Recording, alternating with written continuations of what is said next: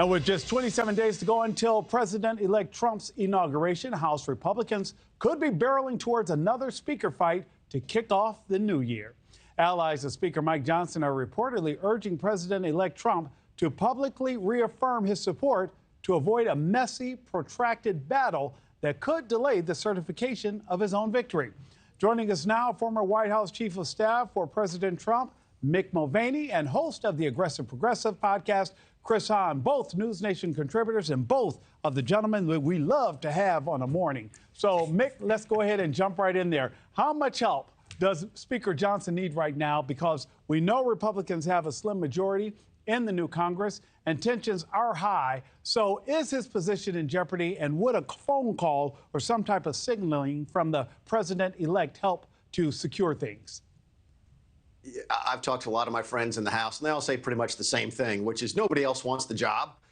So as long as Donald Trump is okay with Mike Johnson's going to be the speaker. If Donald Trump goes on TV and says he prefers somebody else, then that somebody else will be the speaker. Keep in mind, I think the margin right now is either 1 or 2 votes, that Mike Johnson could only lose 1 or 2 votes, and he can't be the speaker. And one congressman, Thomas Massie from Kentucky, has already said he won't vote for Michael Johnson. So it's going to come down to where Donald Trump is on January 4th or 5th when Congress comes back into session. But there's also another scenario, Chris. You know, Hakeem Jeffries could swoop in and save the day. How likely is it that Democrats will help rescue Johnson again? Or would that spark more backlash among Republican critics?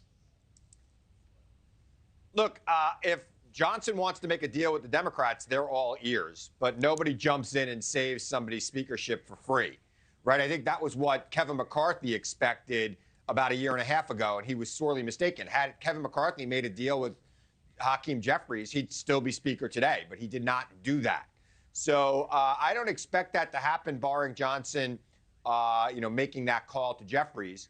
But look, you can't beat somebody with nobody, and I think Mick is right. Who wants this job? The majority is so slim that there needs to be some sort of deal, I think, governing deal with Democrats to actually get things done, like they did with the spending bill that just passed.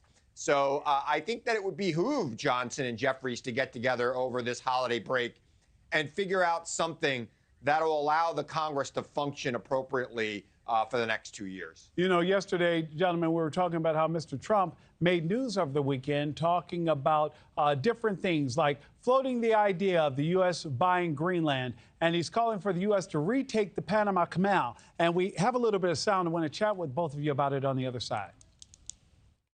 Has anyone ever heard of the Panama Canal? Huh? Because we're being ripped off at the Panama Canal like we're being ripped off everywhere else.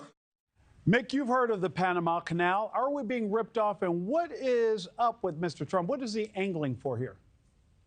Yeah, I don't think either Chris nor I had the Panama Canal takeover on our bingo card for 2025, but clearly that's where things are going. Look, this is part of a negotiation. If you listen to the whole speech, what he says is we're getting ripped off, and if we continue to get ripped off, we're just going to go take it. This is part of a negotiation to try and get lower fees to go through the canal. The Greenland thing is more interesting to me, honestly, because the Greenland thing actually came up when I was chief of staff, and we were looking seriously at the possibility of if Denmark wanted to sell Greenland, and there would be all sorts of good reasons for Denmark to do that, would we be interested in buying that? So I'm interested to see that that's filtered back up. Be curious to see where the Danes are, because, again, they have to be involved in the conversation. They're not giving it away for free. Now, giving it away for free. Chris, I want you to close us out with that. Give me your take on things. I mean, when he says, did anybody hear about the Panama Canal, it's like he just heard of it for the first time in his life, which I always love with Donald Trump. But look, if we want to build a base, a sub-base near the North Pole in Greenland, we could make a deal with Denmark for that property. I don't know what we're going to do with, a huge, huge piece of ice that is Greenland. But he must have some reason for it. Somebody must be asking him about this because it keeps coming up. And I'd really like to know what the reason is.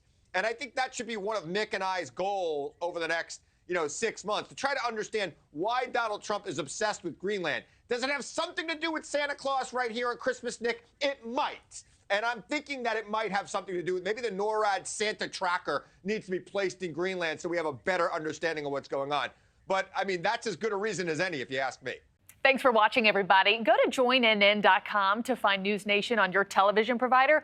Also, don't forget to click that red subscribe button below to get more of NewsNation's fact-driven, unbiased coverage.